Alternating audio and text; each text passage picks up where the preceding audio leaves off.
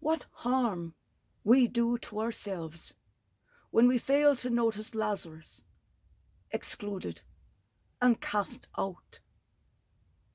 It is a turning away from God himself. It is the symptom of a spiritual sclerosis when we are only interested in objects to be produced rather than on persons to be loved. This is the origin of the tragic contradiction of our age. As progress and new possibilities increase, which generally is a good thing, less and less, fewer and fewer people are able to benefit from them. Think of examples. Think also of the benefits which appear to increase. The rich who are taking the stupid to the cleaners instead. For they are knee-jerk responding to advertising, paid for by the rich. Nothing else. I have one very sad and angering example from only of the US.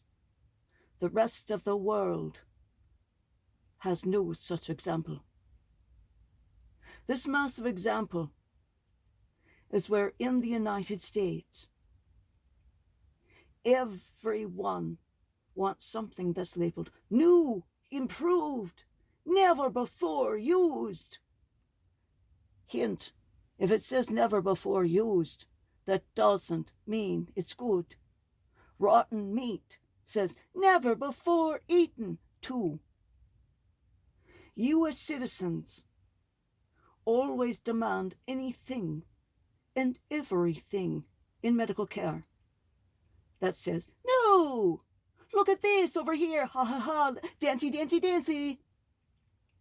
This is the most oxymoronic herd response, buying unproven medical devices, drugs, and diagnostic scans, etc., that are untested, have no tests for effectiveness or even training. So, for instance, if that MRI gets a new package of scanning, that is considered a new device then. So it has to have testing for effectiveness and cost effectiveness. Every other country requires it. But in the United States, what they do instead, they allow the company to install the new programming. And then, once the machine is fully inoperable for the previous use, requiring one scan of every patient on this inoperable thing, because they have to train them somehow, right?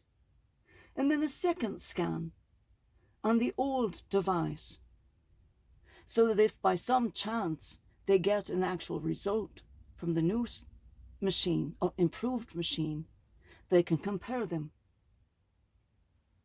This then means that the hospital, the insurance companies, and the patients are paying the costs of testing for the new scanning software, the training of the staff to use it, as well as testing to find if the new software package can actually do what they say it can do. So it's effectiveness training, it's training for the device, and it's cost effectiveness training for the maker, the buyer, the insurer, and the patients. All want to know that it does what it's supposed to do for a lower cost per patient. But the laugh, the joke, the really huge giggle for the rest of the world, every other country has these tests done pro forma by the manufacturers of every new device, every new drug, every new medical thing at their own expense, with a minimum study of 50 50,000 subjects for each device, each drug, each improved or changed process of a diagnostic. So they must have 50,000 subjects, not subjects and controls, but subjects plus controls. So 50,000 subjects plus minimum 35,000 controls to prove effectiveness of the thing. And then they need another study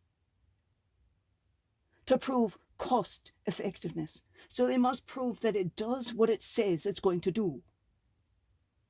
And then they must prove to the governments, the National Institute of Health, the National Health Studies, France, oh God, I can't even, don't even ask me to speak French because you'll be laughing so hard you'll get sick. But for all of the other countries in Europe, in Japan, in China, in Russia, Tibet! I mean, Tibet has a system whereby they check for cost effectiveness and effectiveness. Tibet! India, Pakistan, Iran, Iraq, every place. But I mean, when Tibet has it, that says something. But once they prove that it's effective, then they must prove that it is effective and cheaper. The US is using those heavily advertised monoclonal infusions for COVID. They start at a cost of $25,000 per use, but they have very minimal positive results. When that idiot Trump used it, positive 1 of 39 times, because then they were all private pay and only the really rich, stupid people could use them. Now, it's positive 1 of 17 times. Some people say, oh, look at how much better it's getting. No, it's just more stupid people are using it.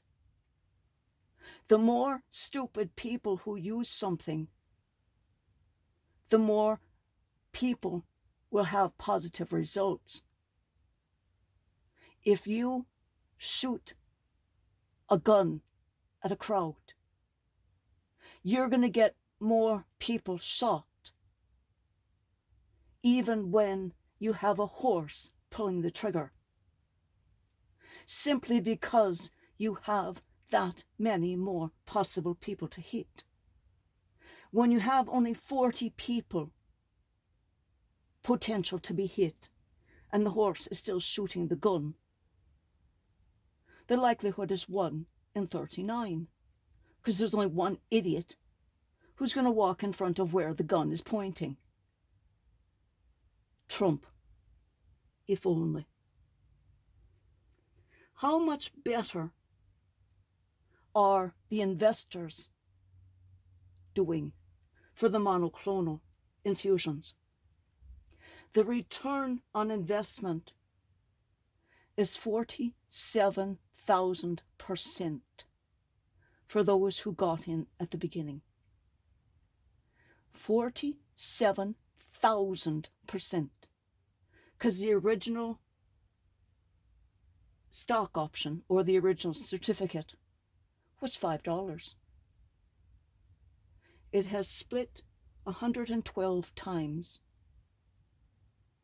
and it is now valued at over $15,000. The death rate, meanwhile, of COVID increases daily. The new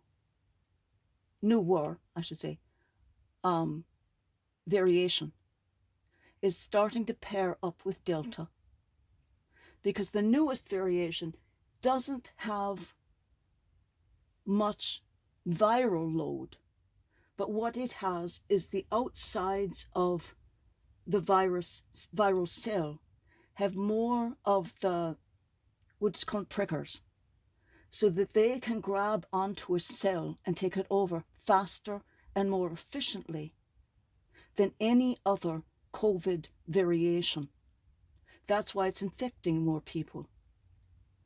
If Delta is, shall we say, successful in attaching itself to one of these cells, or if the two together are formulated, the death rate will be astronomical, because the one gets around all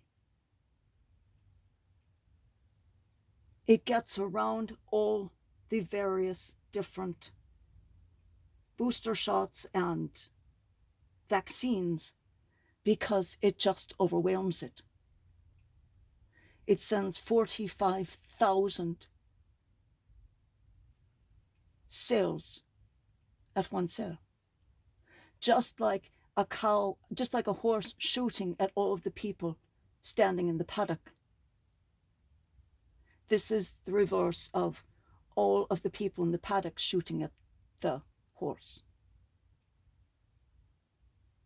It's a great injustice that they should concern us now more than knowing when or how the world will end. Because we cannot go about our business quietly at home while Lazarus, our brother, our sister, mother or father, our friend, lies dying at the door with COVID. There is no peace in the homes of the prosperous as long as justice is lacking in the home of every one. And notice, please, in the United States, that those who have claimed a medical or religious exemption stop claiming the medical or religious exemption when they get COVID. So New York State has put forward that anyone who has claimed an exemption and then gets COVID may not use the state programs for insurance. And they will be charged for every person that they have infected. And if any of them die, it is second-degree murder. That is what the rich like to do to the poor. They use everything available to them. But as soon as they get sick, oh, I'm sick, please pray for me. Oh, I'm sick, you need to help me. Oh, I need some of that monoclonal stuff. I have to pay. Why do I have to pay? Oh, I have a medical exemption. Oh, I have COVID now, I don't have a medical exemption. Help us, Lord. We are sinners. Please forgive us.